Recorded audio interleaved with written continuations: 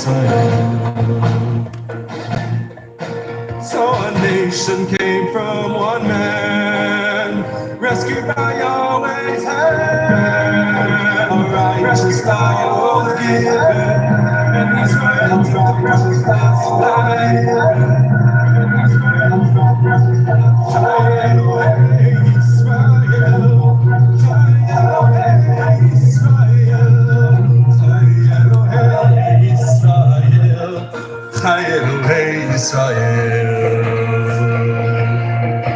Well, they failed to keep his law and follow tradition instead. So the Messiah came to teach them and to cleanse all their sin. Yet he died not just for Jews, but also for the children of hell scattered abroad. So the nations are grafted into the tree, the olive tree of Israel. Chai Elohei Israel, Chai Elohei Israel, Chai Elohei Israel, Chai Elohei Israel. The El of Israel, he truly lives. The El of Israel, he truly lives.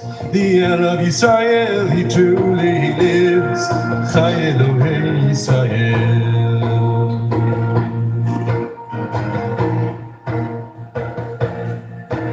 So we will be the people of Yah, the Israel of Elohim. Yes, we will be set free, the Israel of Elohim.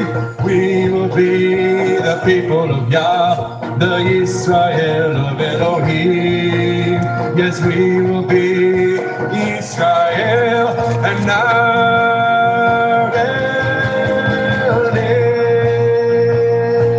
Israel, Chai Elohei Israel, Chai Elohei Israel, Chai Elohei Israel, Chai Elohei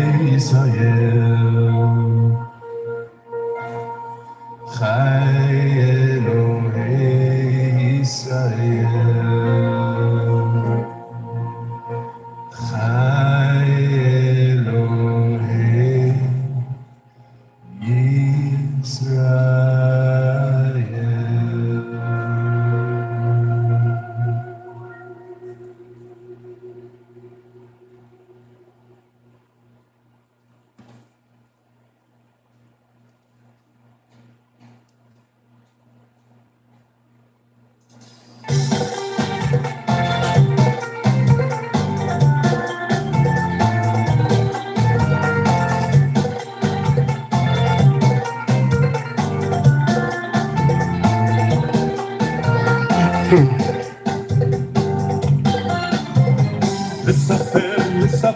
לספר בציון שמה אדוני, שמה אדוני. לספר בציון שמה אדוני, שמה אדוני. הוא תהילתו, הוא תהילתו, הוא תהילתו בירושלים. לספר בציון שמה אדוני, שמה אדוני. והיכבד עמים, עמים יחדיו, עמים יחדיו. והיכבד עמים, עמים יחדיו, עמים יחדיו.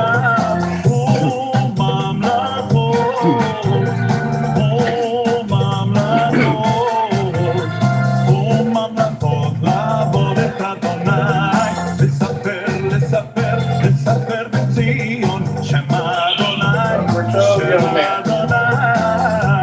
שמה אדוני. To declare his name in Zion and his praise in Jerusalem, when the people are gathered together and the kingdoms to serve the Lord.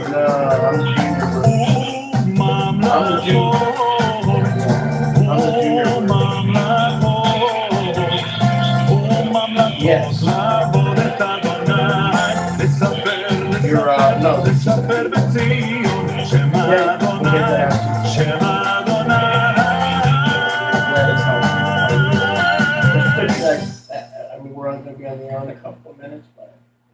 That's good. Can you just let me know later how you think it's helping? Like pain or mobility or just write down in the email so I have an idea.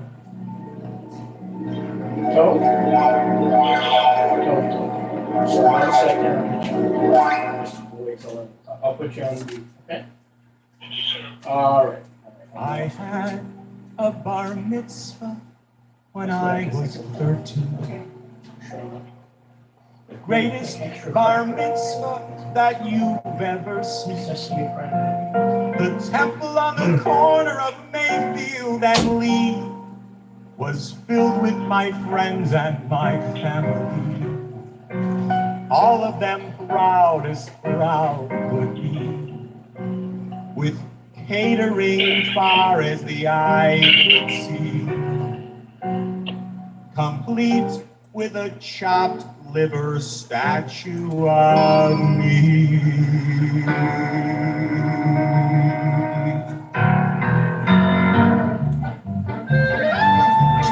But now they ask me how I could go so wrong, and why all of a sudden I'm singing this song. They say, son, you're deserting your fathers of old, so why don't you just come back to the fold? You're such a nice boy, or weren't you told that when you were born they broke the mold? So what do you need with this stuff you've been sold? But it's far better thing that I do than I have ever done. When I believe what they said was true, that Yahusha is God's only son. Well, I've done many things and I don't do a few, but this one thing I do made me a Jew born anew. Yes, through and through I'm a Jew born anew. So hallelujah to Yahusha, from a Jew who never knew Yah, would come to die for a show like I was, just so I could win the prize and be with my Messiah in the sky.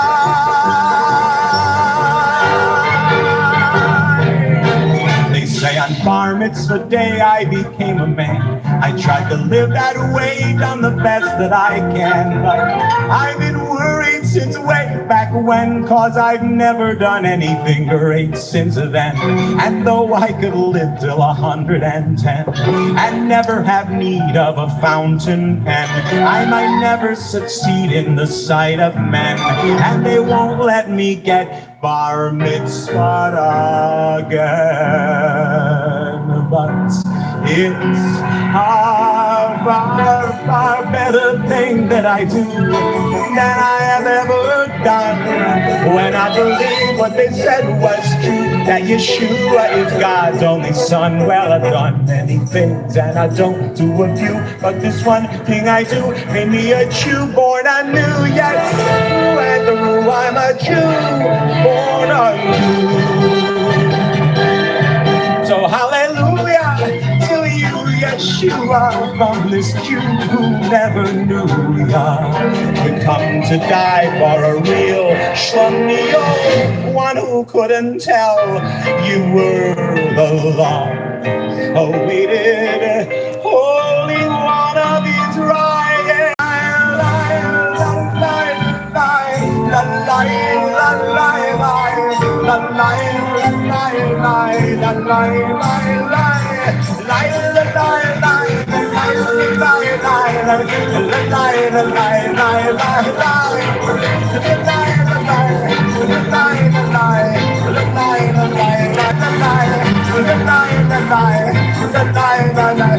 And that's no lie.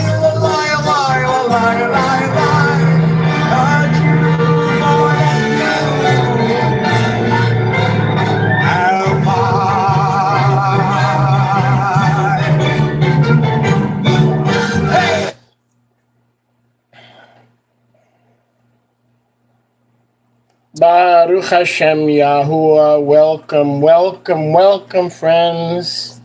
Mishpacha, that is the word, that special word that means family. I'm here today with Elder Bob Korn. Welcome to another Yom Shishi Prep Yom broadcast of the fig and the corn, or the corn and the fig. 1 plus 1 equals 2 plus 1. It's a blessing to have Elder Bob with us. He's coming to us from New York, and he'll be with us over the next hour. And what we like to do is we like to, of course, welcome him to our mishpacha, our family, and then cut him loose. And then as the Ruach leads, we can receive your questions. I'll be monitoring some questions. And once we share, I'm going to, if I see a question or something that's worthy of an immediate response, I'll let Bob know. And this way we can try to respond to a question or a comment, but always try to make the question, the comment on target. I want to thank every one of you so far, about 9 or 10 people that have either given a gift or a tithe to see us through our financial situation. We don't have just our family. Yah provides for our family, but for the ministry, the responsibilities and the bills for the ministry are far greater than they are. Our family is, we live off of the means that we have and that he provides. But when it comes to the work of the ministry, we want the best. And everybody please to heed the call, pull their weight, and do the best they can. And so we praise Yah, who is going to make us stronger and give us more provision to do his work. So we want to welcome everyone to the broadcast. And Elder Bob, shalom, shalom, yom shishi, shalom, and feel free to share whatever the Master has put on your heart. And of course, we welcome you to Corn and Fig. Amen, amen. Toda rabah. Bevakasha. Look, I told all the Haverim out there and those who will be joining us, and once again, pleasure to address you all and to speak as to friends, as to family, as to the one body of Mashiach, who is true and faithful. And we need to be true and faithful as well. He's faithful and true. And we need to be people of our words, of his word. And faithfulness is so essential. And one of our good friends over the years, Gidon Nelson, otherwise known as Roger in the past, but Gidon once made a great observation about it. It's not even so much your abilities, it's your availability, that we need to be available to help each other, to be there for each other, and to truly be a community of loving brethren, mishpacha. So we need to fulfill that purpose. After all, that's in our job description, to love each other, and to love each other in word and in deed, to be there for each other and to support, encourage, and to be there, just to be there, to know that there's a shoulder there for us to cry on sometimes, or any number of things, any needs that we have. And right now, I know in the Florida region we have this uncertainty about the path of this current storm that's coming through.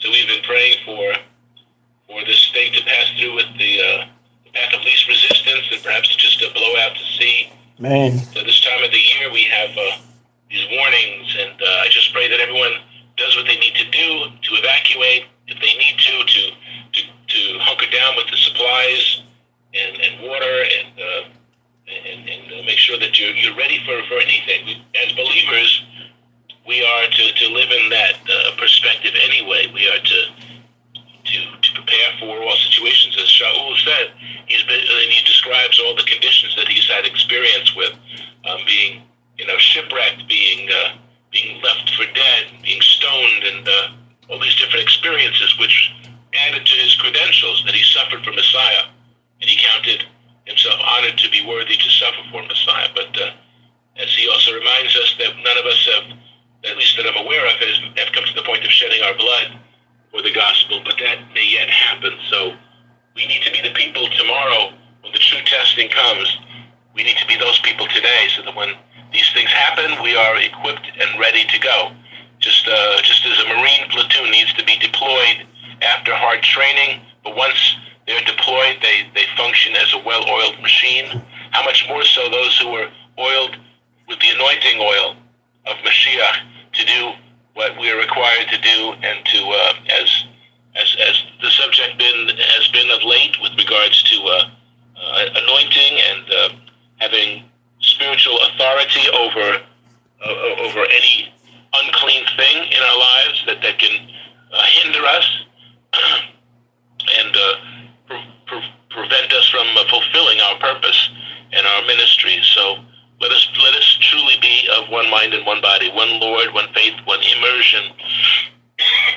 So again, I thank you for being with us. Anything that you wanted to start with, Moshe? No, I'm all fine. I'm looking forward to hearing what you have to share, and so are the folks. And I'll just, if there's a question, or I'll cut in and let you know. But feel free to share. We all need to hear the word, and Friday is my opportunity to also to relax a little bit and to have someone else sharing. So go right ahead, whatever Abba wants you to share and puts on your heart, and I'll pick up the discussion once you start. Okay, and I'll stop if I hear snoring. And okay. All right. Now, a couple of things I wanted to respond to from this past week that you did, and one was the Lamed and the Beit, the number 32, which is a Masonic deep degree of dark secret wisdom, and most people who consider themselves Freemasons have no real knowledge of this level. They think that it's just a nice little organization that does good things and what have you. But this particular level, the level that is documented by Mr. Pike, is heavily demonic. I believe you even alluded to that Elohim, or Adonai, I think he's listed as Adonai, is a wicked, jealous, petty deity, whereas Lucifer is the one, the light bringer, who will illuminate true wisdom, the secret wisdom to all mankind. So I was looking at the number 32, and a couple things that popped into my mind is that when we fall 32 feet per second for that first 32 feet. So the 32 also is symbolic of the scientifically been proven rate of fall. So the 32 being a warning to us not to fall. Wow. And we can't help but forget the Jews. So J. Simpson wore number 32 before he went on to a separate career after football. Really? Yeah. I wanted to look at Philippians chapter 2, which is another part that you had mentioned. Okay. From chapter 2 of Philippians. Right. I wanted to look at this, and then I also wanted to look a little bit from the epistles of Yochanan, and a couple of really important points that have been on my heart of late. Oh. This is where it's describing Messiah. You can read the whole chapter, obviously, but let me just go to verse 9. Therefore Elohim also has highly exalted him, Messiah, and given him the name which is above every name, that at the name Yeshua, or Yahusha, every knee should bow, of those in heaven and of those on earth and those under the earth. So it's an interesting description there. But again, there's something significant about this name, and this name has been attacked over the years, and in fact most people refer to his name erroneously using a word that begins with the letter Chota, or J, which is only a couple of 100 years old. It is a very recent addition to the various alphabets around the world. So the J sound is, so it's an important letter, though, when you think of it. Yahusha, beginning with the Yod, we have all these important prophetic names, and with Israel, with the name Yahuwah, all these important names beginning with this letter, and yet that letter is erroneous placed, so it's a deliberate misfiring. So again, this very specific name, and the name means something. As we read in the Gospels, that Yahusha means he will save his people. So there's the two words that we use so frequently, Jesus and church, have absolutely no true context with any word. I mean, Jesus has no meaning, has no definition. Right. Not to say that if somebody is struggling or in great peril and they call out and they cry out using that name, that he's not going to hear them and going to, judge, well, you didn't call me the right name. Obviously, he's going to, as his nature is, he's giving, loving, and protective. So, but again, at that name, it's very interesting that this very verse of Philippians chapter 2, verse 10 mentions a name that's been misappropriated and has been given no meaning. It's a meaningless thing, and that is terrible when you really think about it. But in every knee, and of course that means the Shadim, as our brother brought that out during the course of the week, every knee shall bow, of those in the heavens, and those on the earth, and those under the earth. And that's a mystery in and of itself, under the earth. Who's under the earth? Is it those in the graves? Is it talking about a civilization inside the earth? There's a lot of mystery there. In verse 11, and that every tongue should confess that Yahusha the Messiah is Lord, is Adon, is ultimately Yahuwah, to the glory of Elohim Ha'aba. So every tongue, every knee, everything submits itself completely to the Lord of glory. He is the one to whom we pay honor. He is the one and only. There is no need for other. Those who want to embellish and throw in additional things in for good measure have Deuteronomy chapter 12 to warn them not to worship him the way the pagans do, the way those who don't know better do, because we should know better. Because chapter 12 also ends by saying, therefore keep my commandments, keep my statutes, keep my moedim, and we are weeks away from Yom Teruah, the day of the awakening blast. So, yeah. Continuing with verse 12, it says, therefore, my beloved, again, mishpocha, family, those that I love, as you have already obeyed, not as in my presence only, but also much more in my absence, work out your salvation with fear and trembling. And then I look at what it's saying. Those people who are confessing are not just, and the way that the grace has been so cheapened that some of the people are led to believe that all you have to do is say this little quote-unquote sinner's prayer and accept, this person as their personal savior, which is another concept which is foreign in Scripture. We accept his lordship personally, individually, as well as collectively as a community, as a people. But it goes beyond that, because he's saying that those who are professing this already have obeyed. So we're already in a position of faithful obedience that Rav Shaul speaks of in I got a truck backing up here. I apologize for the beeping sound. No, that's all right. And the explosive getting ready to detonate. No, that's just your temper. Your temper meter. You're starting to lose your temper, and whenever. But Shaul refers to it as a faithful obedience, which is often mistranslated as saying the obedience that comes by faith. So again, all you have to do is believe, quote unquote, believe, and we're obeying. All you have to do is acknowledge, and somehow we are living in full obedience. Of course, that's the furthest thing from the truth. That Greek clause refers to faithful obedience. Okay, and as I often tell people, I say you can't be faithful without having a level of obedience. You can't be obedient without having a measure of faithfulness. So again, faithful obedience. So those have obeyed. They have already obeyed.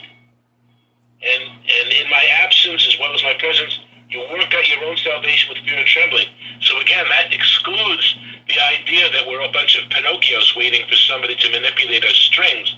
We have to be involved in this process and work out our salvation individually with fear and trembling. We are the ones who work this out. He's provided us with the means. He's provided us with the reality of the great potential that awaits all of us. But we have to obey, and thereby working out our own salvation, your own salvation, your individual rescue. We work it out. We accept the ride from, with flooding. We await the boat to pick us up, or the helicopter to pick us up. So that's the means of salvation. So we will work that out with fear and trembling. And then it continues by saying, for it is Elohim who works in you, both to will and to do for his good pleasure. So again, stop for 1 second. He works remember in the garden, where Messiah says, the spirit is willing, but the flesh is weak. And we use that as an excuse when we just throw up our hands in defeat and saying, well, there you go, that's our condition. No, that was a rebuke. He was saying, this is unacceptable. So the spirit is willing, the flesh is weak is not a true state of fact. If we are truly his, it says both to will and to do these works.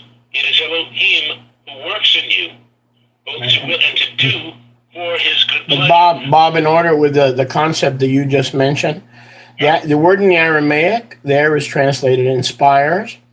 So it's like you were saying, we have to walk out our salvation and want to be delivered, want to be clean, want to be cleansed.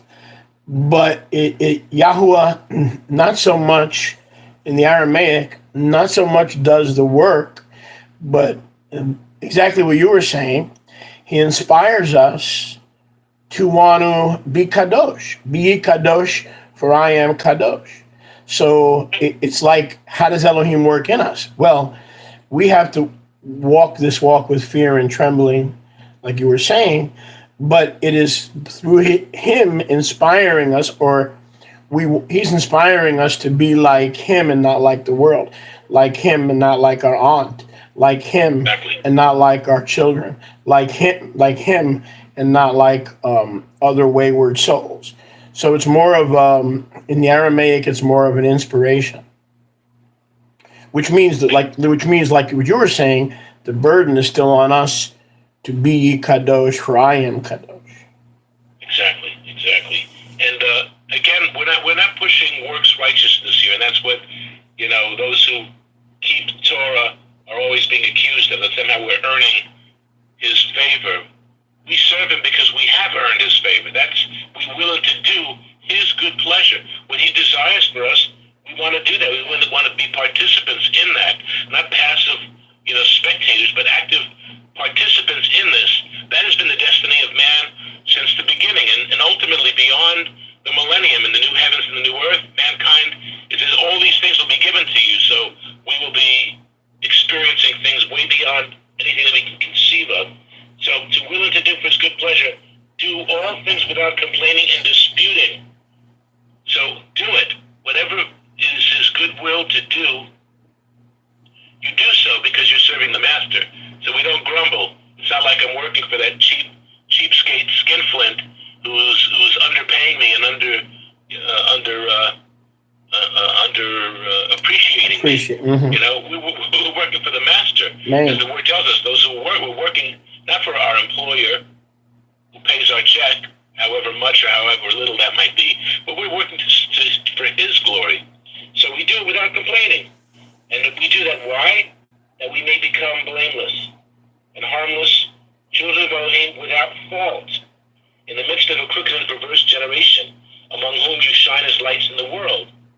And how do we do that? Holding fast to the word of life, so that, in this case, Shaul may rejoice in the day of Messiah, that he has not run in vain or labored in vain. In other words, he wants to see this happen, otherwise he's wasting his time. As we're speaking the word, as we're sharing the word not just from our hearts or from our intellect, but from the Ruach, we're sharing, and our desire is that we're not doing this in vain, that this is not vanity for us. This is something that is wonderful, is more blessed to give than to receive. So when we give of our efforts to share the truth of the word, it is with expectations that it's going to be received. And here Shaul is saying, do this so that I can rejoice in the day of Messiah and know for a fact that this has not been a waste of my time. Yeah. It says that we may become blameless, without fault, in the midst of a crooked and perverse generation. We can't blame the environment, the situation.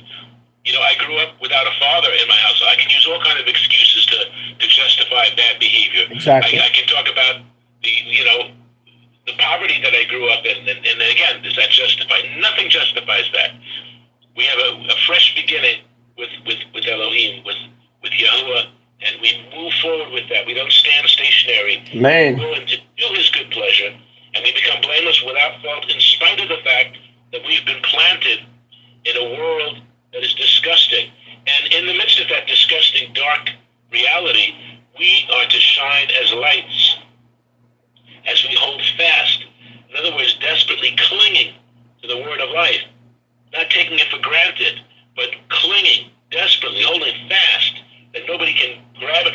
See, the enemy is a liar because the enemy says, I am Lucifer, the light bearer. And Yahusha said, no, I've come to take away your light and make you the prince of darkness and give my light to my students and my followers. So we have replaced Satan not only as worshipers, as he was the worship leader in heaven, but also as the light bearers. We bear the light. We bear the salt and we bear the light. And so we have to be separate. And it says they're blameless as like innocent children. So when we have a new start in the Messiah, we're blameless and innocent. So when we start again in our new life in the Messiah, the past is wiped away, regardless of how we were abused or neglected or abandoned. And now we start as innocent, meaning our innocence is not only restored, it's as if it was never violated, or it's as it was never stolen. Isn't that beautiful? It is absolutely beautiful. It's beyond being beautiful. It's true, and it can be substantiated with enough evidence to fill volumes, because lives have been changed. People can want to describe this as fantasy, as a crutch, or whatever, but the reality is that lives have been changed. Minds have been made clear. Our vision has been restored, where we don't have to look through clouds and shadow. So it is vitally important that we accept these things. And again, we need to be blameless. We need to be perfect, so to speak, in this world that we have inherited. And we go back to Deuteronomy 18, where it says, "You shall be perfect or blameless before the Yahuwah, your Elohim." So his call is for us to be the best that we can be. And it's like, well, that's putting me on the spot. That means I have to produce some sort of effort in order to achieve this goal. But, let's put ourselves in school, okay? Do we want to be students? Okay, we were enrolled in this class. It is the class of Yahuwah. Okay, it's not some little class that we need a credit for in order to graduate. It is the main course. We're serving the eternal Yahuwah, and he wants us to listen, to pay attention, to adhere to his ways, which are ways of life. Okay, so we're sitting in the classroom. We're studying for a test. We take the test. Do we want a passing mark? Are we happy if we get a 65? It's such a thing. No, when you're taking a test that you know the stuff. You know the stuff inside out because you were a student of the word. You were a Talmud. The disciples were students with a teacher. And just in the Asian culture with the sensei and teaching his students, their students would learn so that they could actually take over and begin their own dojo and start again. So that was the same mindset of the Talmudim of Messiah. They were students with a teacher, just as we are to make disciples of the nations. We are to make students with a teacher. I have a question. We're able to take them under our wing Bob. and instruct them. Bob, I have a question. Yeah. You mentioned sensei. Okay, now I know that people who are into karate or martial arts, they refer to, at least some of them refer to the instructor as sensei. So I've always thought, whether it's demonic or not, I always thought that it's a violation of authority. It transfers honor away from whom honor is due. We only have one master and king. And we're all servants. And instead of calling Yahusha master and king and reserving that for him alone, they go to a class, and in order to obey the Eastern or Asian rules, they refer to their instructor as sensei. Can you just comment on that? Because I've always been extremely bothered by that. No, I agree. I mean, there are a lot of believers who believe that they can, do yoga, and they can do all these other things, continue in their martial arts, and developing a discipline, and so on and so forth. And again, I use that as an illustration of a leader whose students seek to essentially to replace him or to at least emulate him and match his skill level. So that's what I was referring to, that only in the context with Yahusha and his Talmudim. But as far as does sensei mean Shaul says that we give honor to those in leadership and such, but you draw the line. Does sensei mean master? No. What is as the Malach in the book of Revelation? Did not want Yochanan to prostrate himself before him. Right, but what does sensei mean? Does sensei mean definition of sensei? master? I do not know.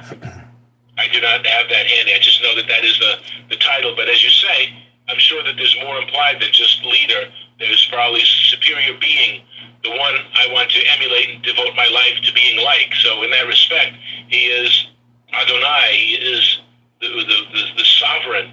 He is the Melech.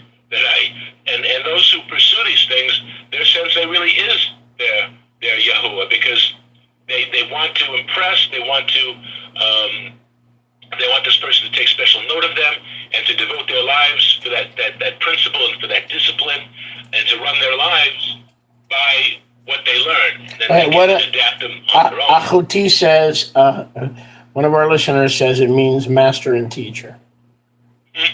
Okay. Sensei.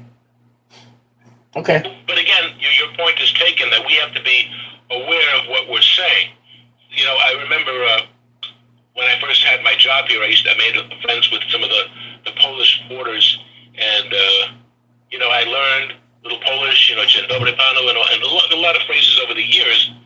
And there was this expression that I learned. I thought it meant not so good, and it turns out it meant something a lot worse than that. So I was using this word for a while, going back 30 plus years, and when I realized what it was, I apologized to anyone I might have said it to, and took Yahusha, which means no good, or bad zozhlai, not very bad. But the word that was being used was not good. So in other words, in my ignorance, there's a certain level of innocence, but it's upon me to know it. Just like some people take advantage of others when somebody's stumbling to learn a language and saying, "How do I tell that girl that I like her?"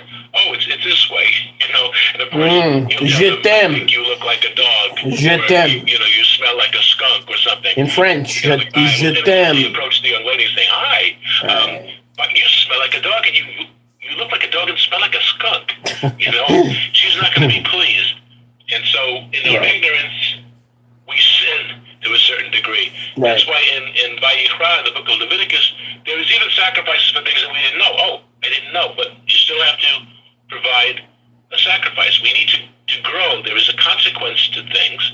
And in our ignorance, we should not be sinning. We should want to know. We should want to know a situation and not remain, so to speak, in the dark, because ignorance is not neither bliss nor should it be tolerated, especially in this day that we live in, where everything can be Googled. We can look up sensei, we can do all kinds of stuff like that, and in a moment's notice, we know that it means master. Just like the word rabbi. Call no man rabbi. Does that mean you should never use the word teacher? Well, he was talking about in the sense of exalted teacher. Rabbi had a certain level, and it still does. It still does. If you're a rabbi, you are the great Rebbe. You are the Rebbe. You are there's a certain sense of high estimation that you're given because you're part of this community, and they all look towards you for all their guidance and such. So even a simple word like Adonai or Rabbi, Rabbi can start off innocently enough, but as Yahusha warned us, call no man these things, because I am your teacher, I am your this, I am your that. Which doesn't mean that we can't have other teachers, we can't have other fathers, because Shaul was a father to many of his Talmudim. I begot you, essentially, he's saying to some of these communities. So he is their father in a certain respect. But Bob, I think one second. I think there's a difference, and I think you agree with me because we've had this discussion off the air. I'm not into titles like I used to be, rabbi, leader, all that stuff. But we can magnify the person's calling. We can give Yahoo. So when we say evangelist or we say teacher or shaliach, we don't have to give glory to a man or worship a man. But what we're doing, we're honoring the fivefold ministry. We're saying to Yahuwah, we thank you for not leaving us immature. We thank you for not leaving us orphans. We thank you for not leaving us spiritual babies. And I thank you for the office of shaliach.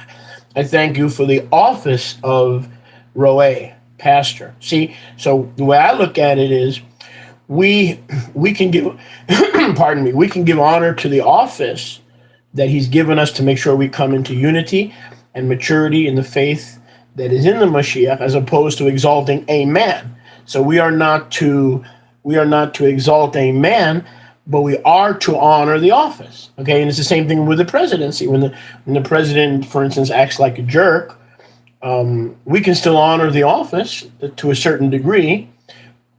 So we give honor to whom honor is due.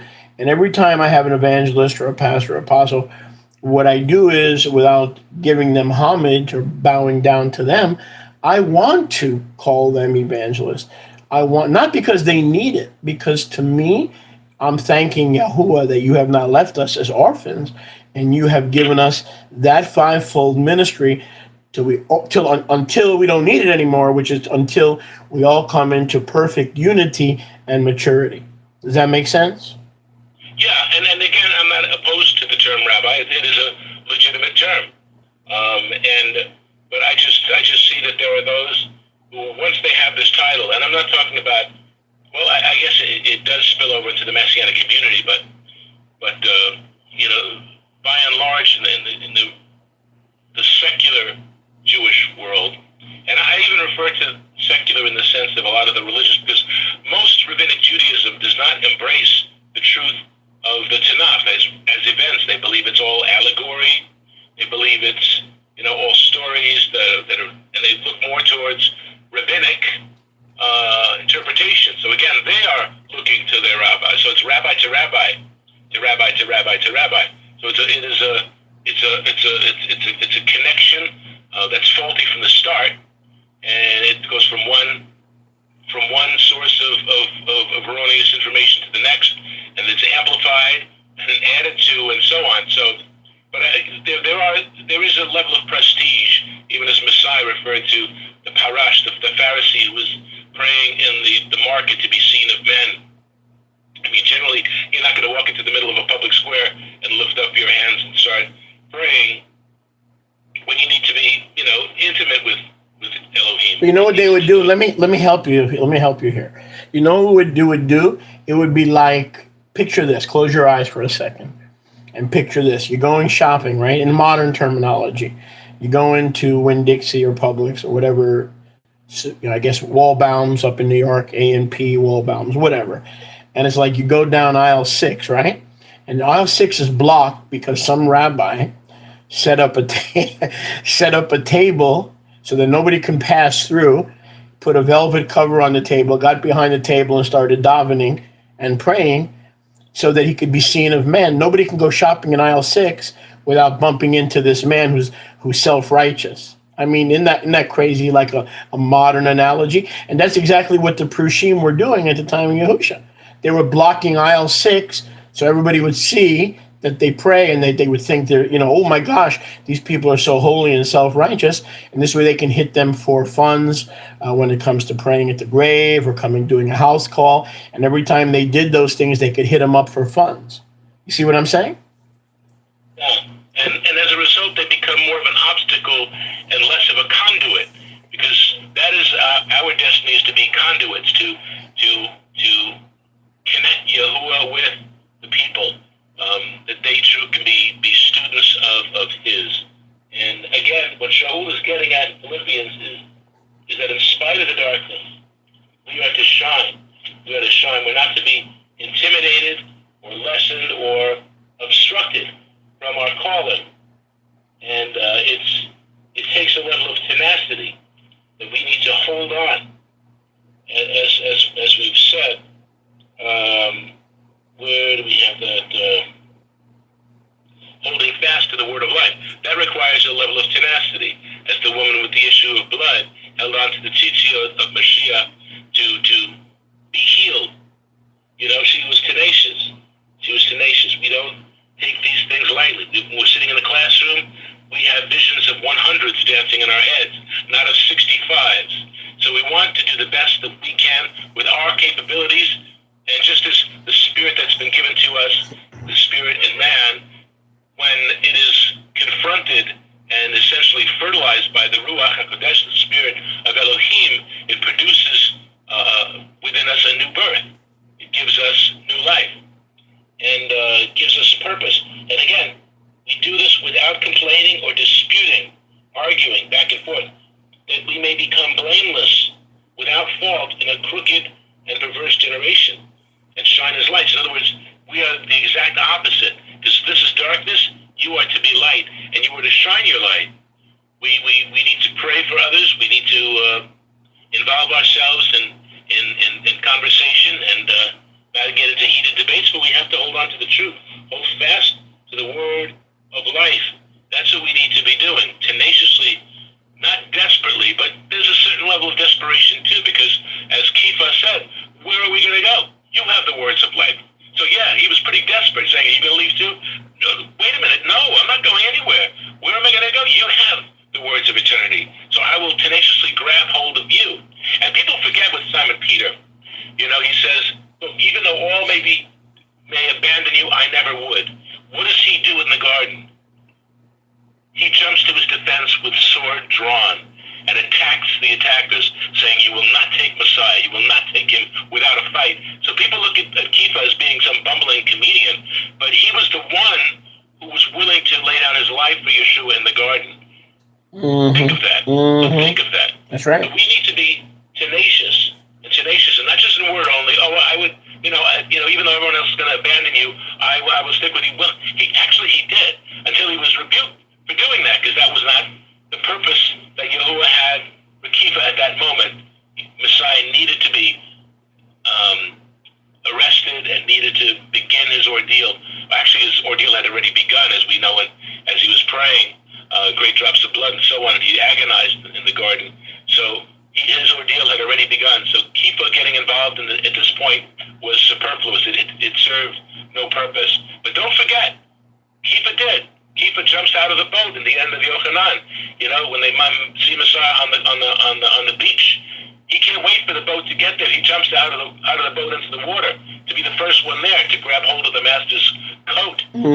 So think of that. Think of Kepha not as a buffoon, but as a true sage, and as the unbelieving rabbis hold on to the sages and reject the prophets. Let's remember that we have the luxury of having prophets who are sages as well. The wisdom that pours forth from these epistles that we have of Shaul, of Kepha, of Yochanan, the amazing wisdom of Yaakov, all of these really brilliant men who were basic everyday guys, no supermen. There was no Clark Kent telephone booth transformation, but at the same time, they knew what they knew, and they held on to the word of life with every iota, every bit of strength, every breath in their body. So we need to be no less dedicated, no less willing to do the same. There's no different. There's no class system. There's no class system with Yahuwah. Even as Yahusha told his Talmudim, he says, look, the world operates this way. It puts the boss over here. He chews out his second in line, and they chew out the rest of this, and they really demand attention and respect, and you genuflect when they walk past you and says, no. In the kingdom, you will serve each other. In the kingdom of Yahuwah, this is not the precedent. That is not the example. That's not the tracing that we follow. What we follow is the pattern set before the foundation of the world, and that is that Yahuwah is eternal, and he is the one true Elohim. Yeah, amen.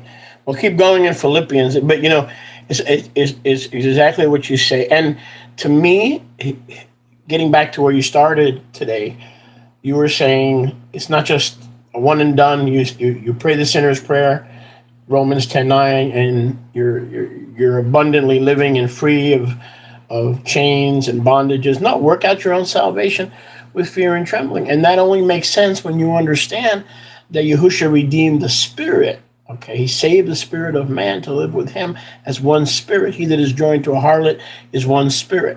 He that is joined to the master is one spirit. Okay, but this is very important to understand.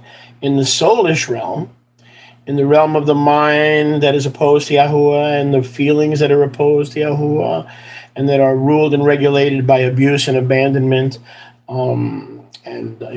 of the past, these areas constantly need to be touched, renewed, and made right, and restored to innocence. And that is where it is necessary for the participant to go along with the program. So deliverance is not some Christian magical hocus pocus thing where we cast out demons and then we smoke a joint to celebrate the fact that we have power over demons. No, it is the willingness of the individual to work out their own salvation with reverence and awe, knowing that the one who touched your spirit, if you present yourself before him, can touch the soulish realm, which generally is dark.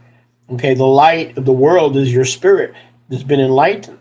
So that, to me, understanding the full gospel, which is atonement, and for the atoned, there is further required deliverance. You see, it's not just a thing where you get sidetracked. Okay, we're gonna focus on demons instead of on the Lamb. No. That's in essence what Philippians 2:13 is saying. It's like, dude, just because you prayed the sinner's prayer, you still need to show up for duty and become kadosh. And the way to become kadosh is through the ongoing ministry of the inspiration of Yahuwah, who will deliver you in areas that you have yet to be delivered from, the same way he delivered you from sin. So it all fits beautifully. What you're saying and what I'm saying and what I've been saying through the weeks, it all fits beautifully. And again, the goal is to emulate and reflect Messiah in our lives, to reflect him. When we look in the mirror, we should see Messiah. That is the goal. That is the goal. We shrug our shoulders and say that's ridiculous, that's impossible. But his word is filled with references to being perfect, to be complete, to be blameless, to have this identity. Because those who sin are of the devil. Like I said before, that so many people are so comfortable referring to themselves as being sinners in the present tense, and that's not a good thing to do, because you're denying the work that Elohim Yahuwah has done in your life. He's transformed you from that state to a different state. Man. You have become something new. You are a new work. Behold, I do something new, and the old has passed away. So we need to let the dead bury the dead, and be done with it. Because as he was saying, with fear and trembling, we work it out. In other words, it's within us, and we work it out. It's just like when you exercise, you work out the toxins. You run, you release the dopamines, you're working these things out from the core. So we are to work out our salvation with that understanding, with that relationship established. We work from that point outwardly.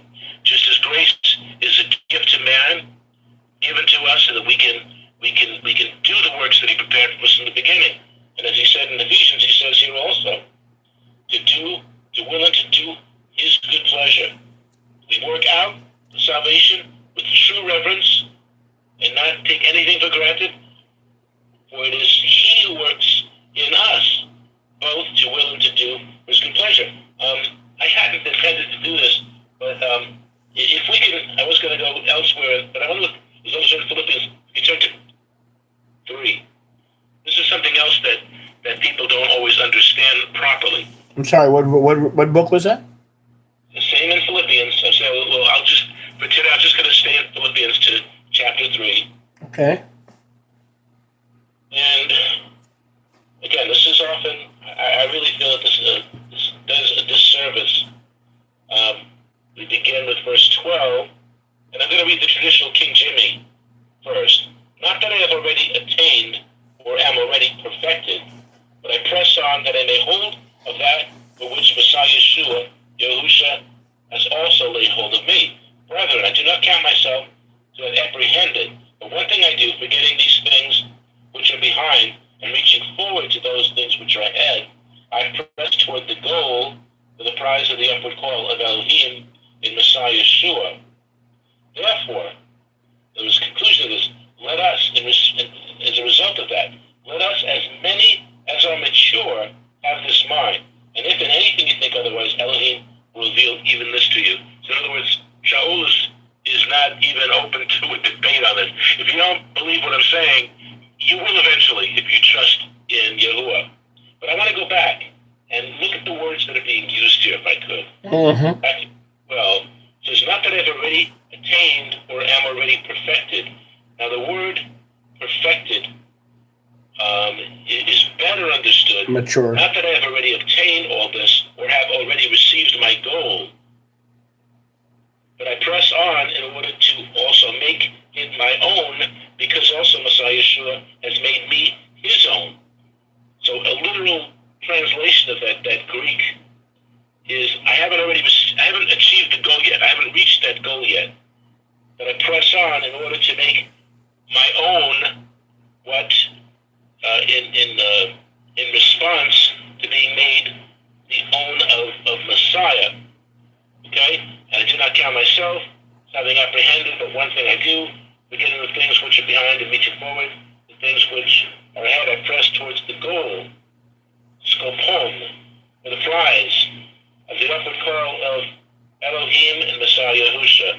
Therefore, let us who are mature take this point of view and have this mind or this attitude. Have this point of view, this mind or this attitude. So let's go back to 1 second. Those people who say, well, you can't be perfect. Be perfect as your Father in heaven is perfect. Okay, it doesn't mean what it says it means. It must mean something else. Abraham was told to walk before me and be perfect. The psalmist says in Psalm 101, where is it? Walk before me and be perfect in behavior. Deuteronomy 18:13 says, you shall be perfect and blameless before Yahuwah, your Elohim.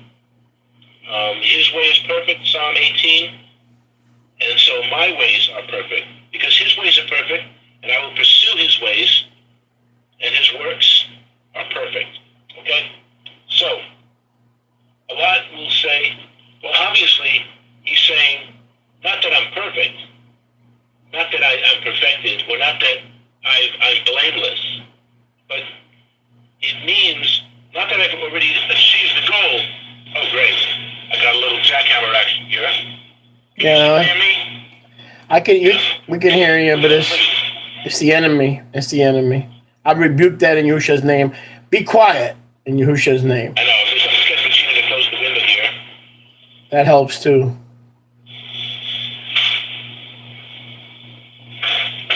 Yeah, we've been running into that interfering ruach all week, last couple of weeks. No, I know.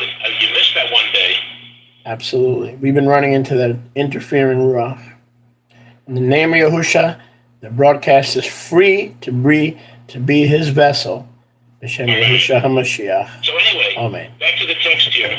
If he is saying, I'm not perfect or I'm not blameless, then we get to verse 15, which says, therefore, let us who are mature, it's the same word.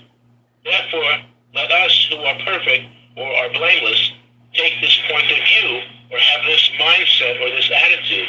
See, we need to have this mindset, this perspective. If we just give up on it and say there's no way, then there's no way. Like I mentioned before, Ford, the founder of the automobile industry, once said, if you think you can or you think you can't, you're always going to be right. So if we don't think that this is possible, and it's not us, it's the Ruach within us that refines us and helps us to say no with his grace, to say no to ungodly behavior in this life. And as we read earlier, that we are to stand out like a light against a crooked and perverse generation without fault and becoming blameless. So again, what Paul is saying in verse 12 is not that he is not blameless, or not that he doesn't consider himself walking before the eternal Yahuwah with a clear mindset, not being a sinner mindset. We have to look at the conclusion. Let us therefore, the conclusion of this whole thing that he says is because those of us, therefore let us who are mature, those of us who are teleos, take this point of view and have this mindset, this attitude. So let us do that. We are instructed. That's what Torah is at its core, is instruction for us. Again, that classroom mindset is that we want to graduate someday. We want to be valedictorian. We want to be successful. We don't want to be, we didn't have any extra cap and gown for you, sir. Sorry, we ran out 10 people ago. So we want to be able to graduate with full honors, with full respect, with full acknowledgement. We want to be left behind. We want to be not in positions of pride or arrogance, but we certainly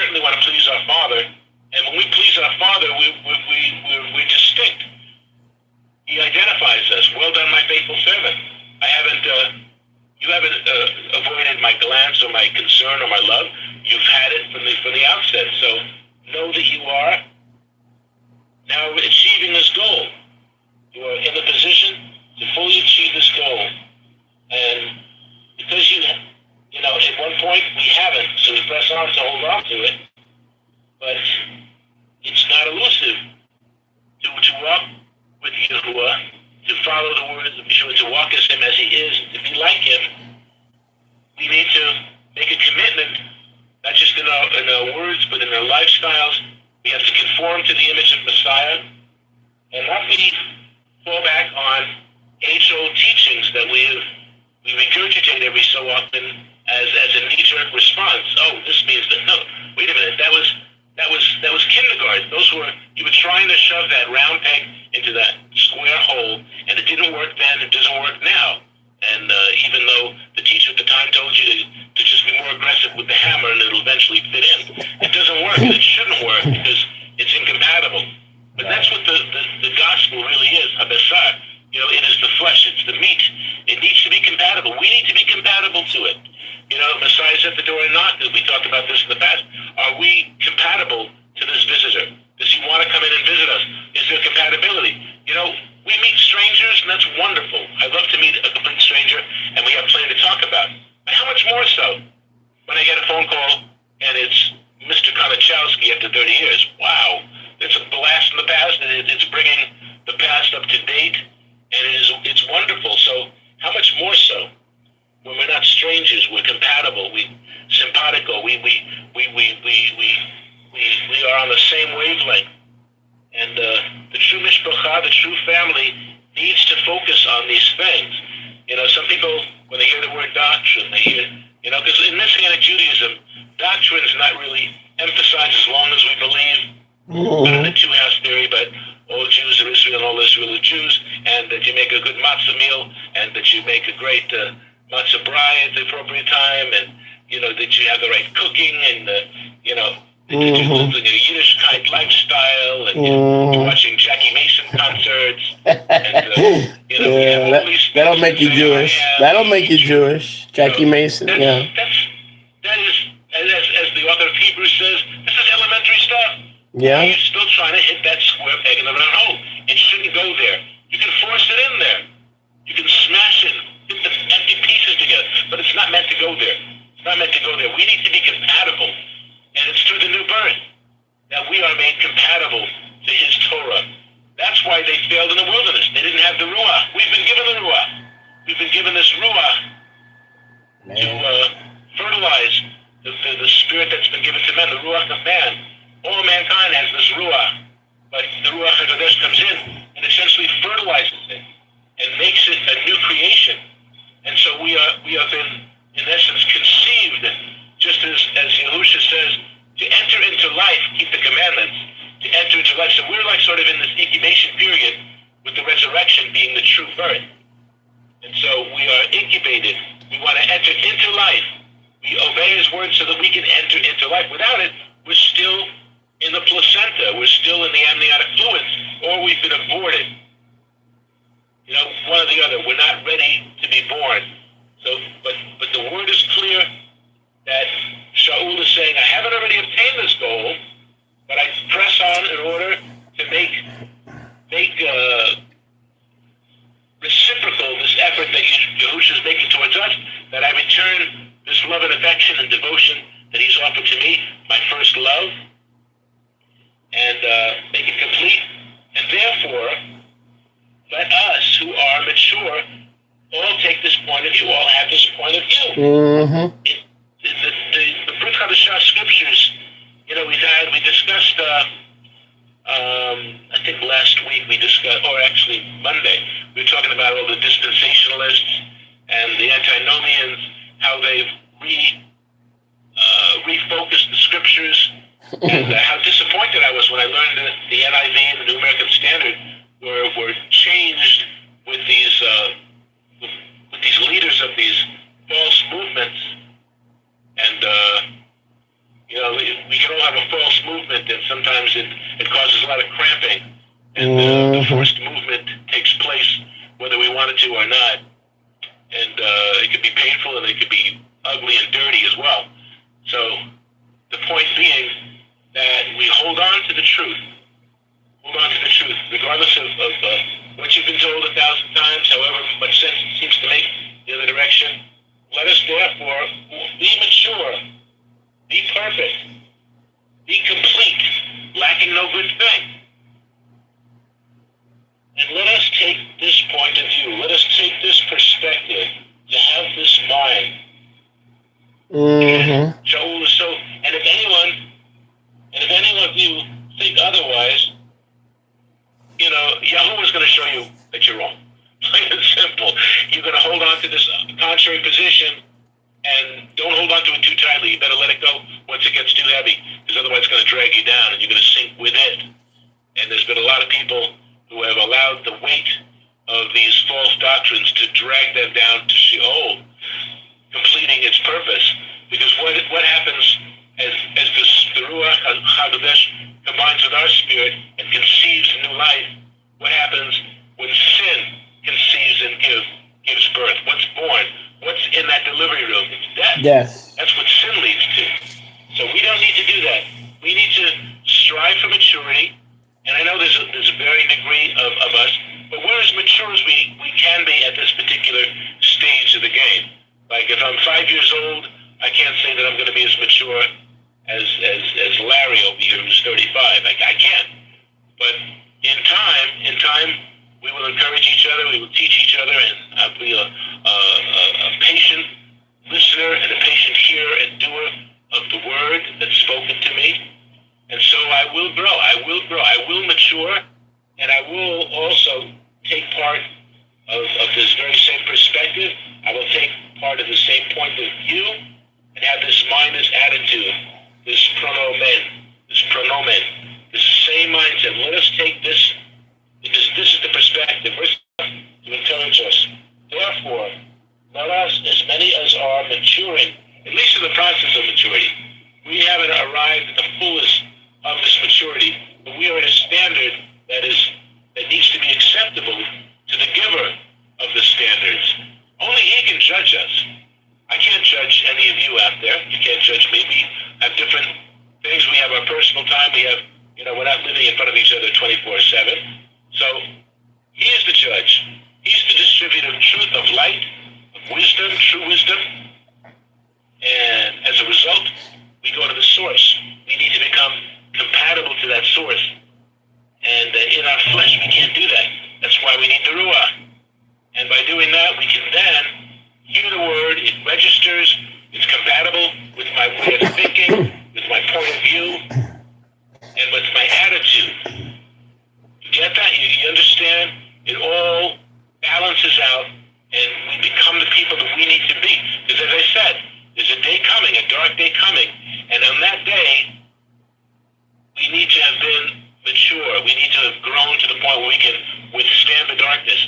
Today is the day to become that person, or to at least begin that rigorous training. As I said earlier about the Marines, I'm not a military guy necessarily, but you go to boot camp before you get deployed on a SEAL mission or something like that. You got to get all the training so that when you hit the ground running, it's all instinctive, it's all reflexive. You know what you got to do. So we need to be those people. Then today we need to start that process and let that maturing process come in us and accept perfection as our goal.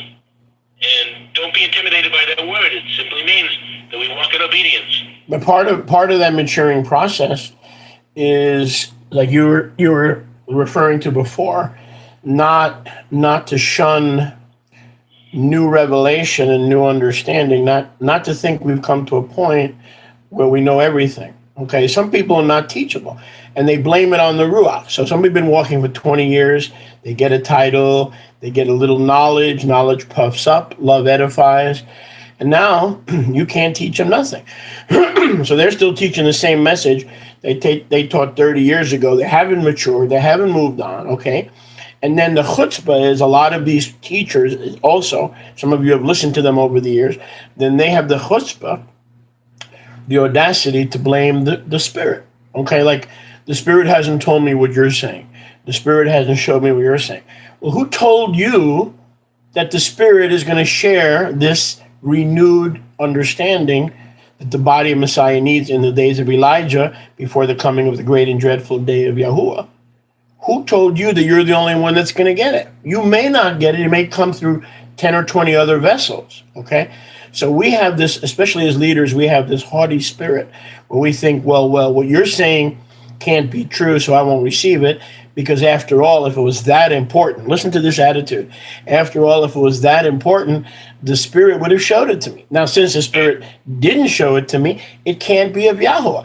That is pride and arrogance. It is wrong. The proper attitude of maturity, of being perfected is, there are things that Yahweh has showed Bob that I don't emphasize, that I need to refocus on, to recapture some of the things that I don't understand, or that I did understand but I have not had a balance on. So I need the things that Hashem has been showing Bob for the last 30 years, and I need to catch up on that, and vice versa. I can't say Bob is automatically wrong because I'm the Ruach man, and I'm the one tapped into the Ruach, okay? And if it was really important, then certainly Heavenly Abba would have revealed it to me. The fact that he bypassed me in this understanding, whether it's the two houses, the true name, it can't be true, or in a best case scenario, it can't be important. And that those who think that way cannot be matured, they cannot be perfected, they cannot be containers for future grace and revelation, which Abba wants to share with you, because you're blaming the Ruach on the fact that you don't know everything, okay? And I've seen that in leaders. I've seen that in people who think they're teachers. And the perfection here was very important. The perfection here that you were discussing in Philippians is a desire to be changed in the areas of immaturity so that we can become mature.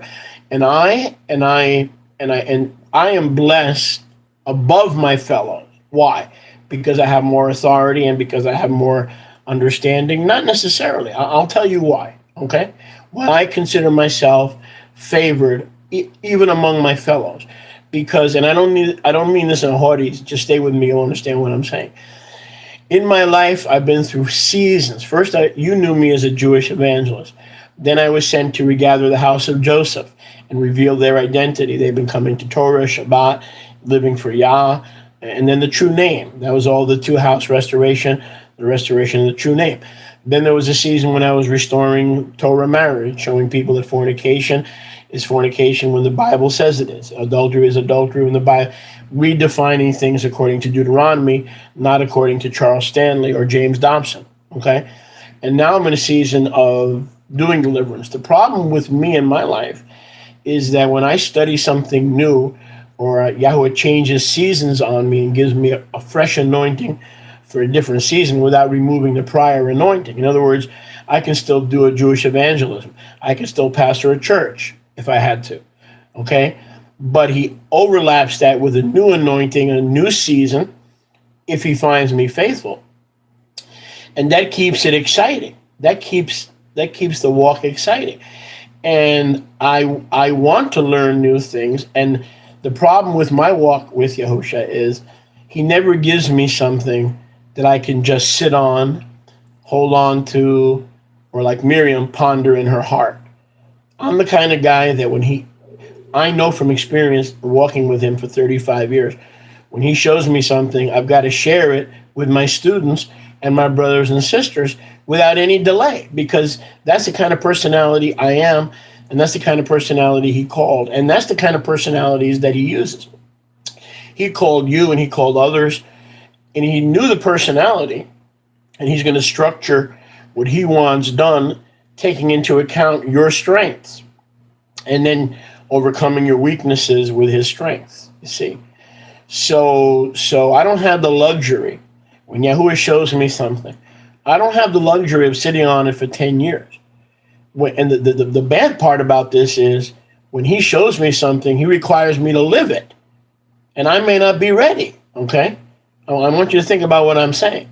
When he shows me something, I know that I'm required to live it. It's just very challenging. And that may be taking my personality into account. Does that make any sense? Yeah, no, it absolutely does. unfortunately, a lot of those who have that, for lack of a better term, a Pharisaic approach, even though the Pharisees came along because, they represented a grassroots teaching school, so people are just in the dark of what Yahusha says in the Torah. So it was actually a good thing initially, but the Pharisaic mindset is to say, I am perfected. I don't need you to perfect me or to suggest something that I don't know as truth that I'm missing. So they essentially know everything. Yeah. So how teachable can somebody be when they got it all figured out? Right. But Bob, you know what? Bob, you know what's so awesome? Listen. You know what's so awesome? And here's what I want to share with you. Everything that I have learned as a pioneer, I was one of the first in the two-house movement. I was one of the first in the true name restoration. I was one of the first in many, many areas. But I got to tell you, I got to be honest. I learned that not just from the Ruach, but from others who went before me. So if I had the attitude that I've already arrived and I'm already mature, all those things that Yahuwah used me to pioneer, I would have missed those rewards, and I would have missed the fruits of those rewards. I am telling you, by and large, there are very few things the Ruach will show you something new, because there's nothing new under the sun, right? Right? Now, he may show you some new things, but very few, because there's basically nothing new under the sun that Shlomo, David, Isaiah didn't have access to. But he does renew it in our lifetime or in every generation. So if people, they may think I'm arrogant or pride or just by my body language or, I'm a New Yorker at heart. But when you cut to the chase, every time I learned something to become a pioneer, I did have to humble myself and have somebody teach me the two houses. Have somebody teach me that his name is not Jehovah or Yahovah, okay? Somebody teach me that deliverance is a key part of working out your own salvation with fear and trembling.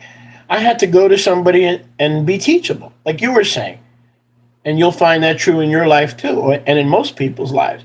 Yes, it's the Ruach, but the Ruach will send someone your way to share with you those renewed things, those new things. Usually there's a vessel involved.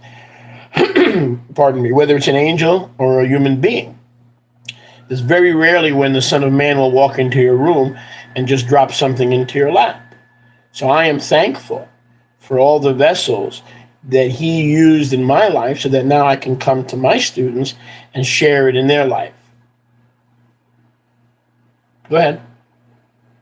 Amen. No, I'm hearing what you're saying, and it's even the stuff you're sharing. You're a vessel, okay?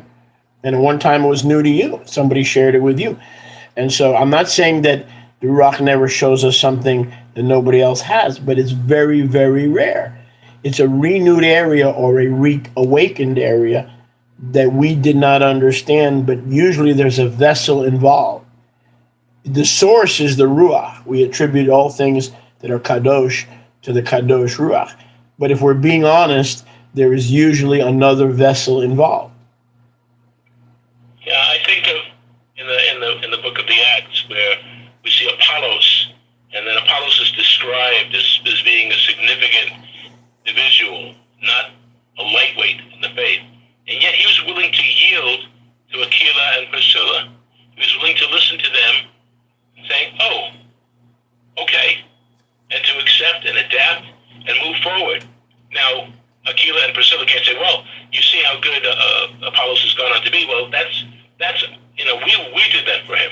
So there's a tendency for a lot of people to, as we're teaching each other, to constantly remind the other, saying, oh, you know what, I did that for you. It was my thing. Well, no, we teach each other, whether you want to accept teaching or not.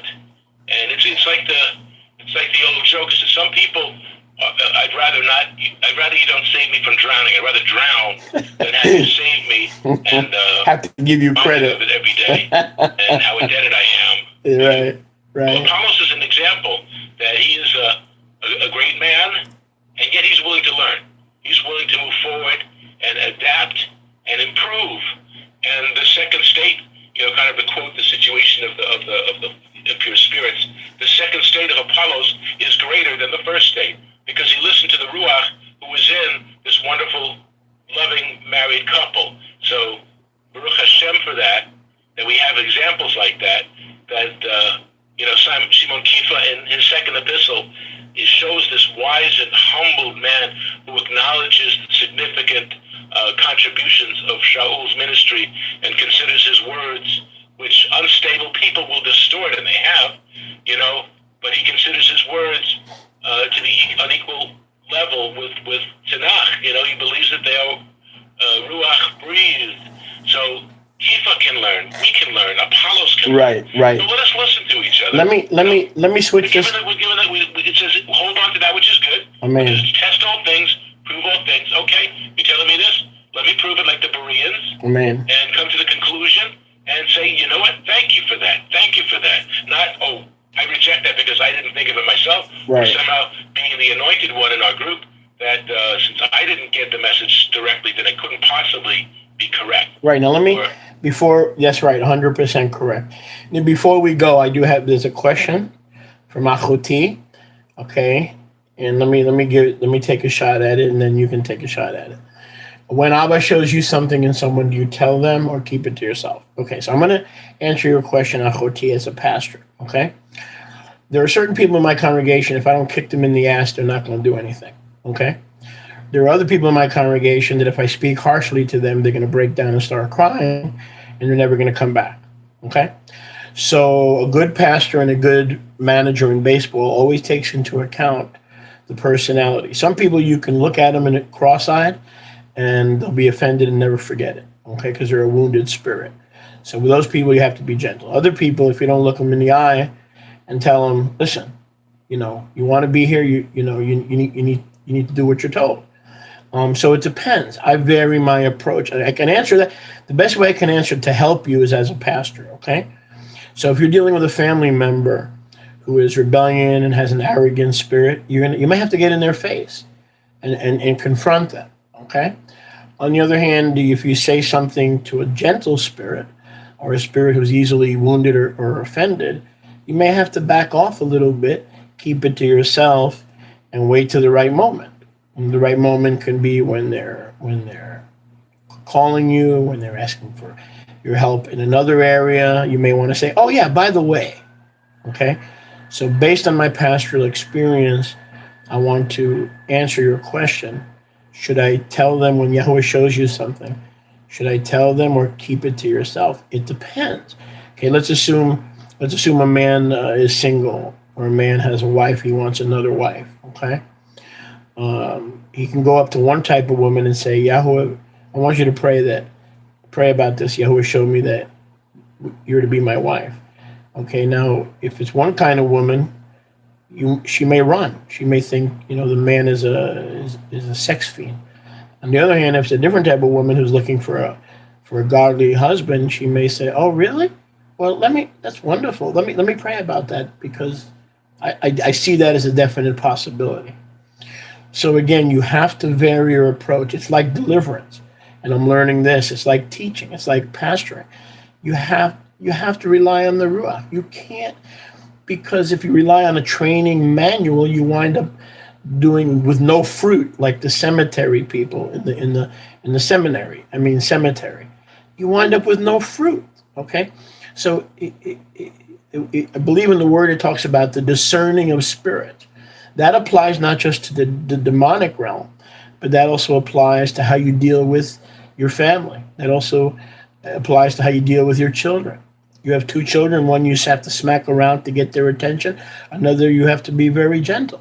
So when the word talks about discerning of spirits, that's not just in the demonic realm when you're doing deliverance, that's also in how you deal with people. Okay? Somebody can show up at my door, here's a neighbor, and right away I have to lean on that gift of discerning of spirits. Are they there to create a problem with me? Are they there to just be friendly and introduce themselves to me? Hi, I'm your neighbor. So in all things in life, we have to pray that Yahweh gives us the gift of the discerning of spirits. That will help you know how to deal with your family, with your children, And so with my daughter, for instance, I have to deal with her in a very gentle way because she perceives me as harsh, overbearing, because I wouldn't let her run the house. And I disciplined her and I taught her Torah. So because she's not a believer, to me, she thinks I'm very overbearing and I'm a religious nut. So when I deal with her, if I'm discerning spirits, I have to be gentle. And I have to, as least aggressive as I could be, I've got to go 2 steps back and be even less aggressive. Okay, but then there's somebody else, and if you don't get in their face and say, look, I'm not going to tell you again. I'm going to tell you one time. If I have to tell you again, you and me are not going to be talking because I'm sick and tired of telling you. See, again, that doesn't make you harsh. That doesn't make you a wicked. It just, you have to vary your approach, and it all comes down to the discerning of spirits. It's not just in the demonic realm, it's for life. How much better off would you and I be if we learned how to discern spirits? Bob, want to chip in, and then we got to close down. Sure. Well, I just wanted to add, with the idea of being the shepherd is we need to be all things to all people. It's not a cookie cutter vocation. It's a calling, and that means that you need to have the mind of Messiah who modifies, regulates each response, because as much as the sheep need to acknowledge the shepherd knows all of his sheep. He knows them all. He knows enough that if one is missing, he knows to go looking for it, and he knows that it's Harold that's missing. And seeing a field of 99 sheep as opposed to 100, I wouldn't be able to tell. But a shepherd knows what's missing. And again, we could look at a flock of sheep and they all look the same, but to Yahusha, it's like fingerprints. For the novice, they all look like black swirls and it's look like a blotch or whatever. But for a specialist, they know exactly who that thing. But it's just like the DNA strand. There's never been 2 people on the planet who have had the same DNA throughout the Earth's history. So we're all distinct. So the people that we talk to need to be treated with respect as being different from their neighbor. And being of this very peculiar ministry that I've been involved in, I've never had either the blessing or the curse of a huge congregation where people get lost. And I don't know who's from who. I've always been able to make pretty easy eye contact with all of those who were in a position to hear what I had to say. So we're going through a phase right now where we're a handful, and so I better be aware of what's going on, and I better be sensitive to each other's need. And before I present my cookie cutter message, I better know what's being needed. I need to be sensitive to what is needed in that community to unify and for us to be working together and all on the same page. Exactly. All right, bro. Thank you so much for joining us. And friends, we thank you for joining us, and we'll catch you tomorrow for our Shabbat service. Shalom, shalom.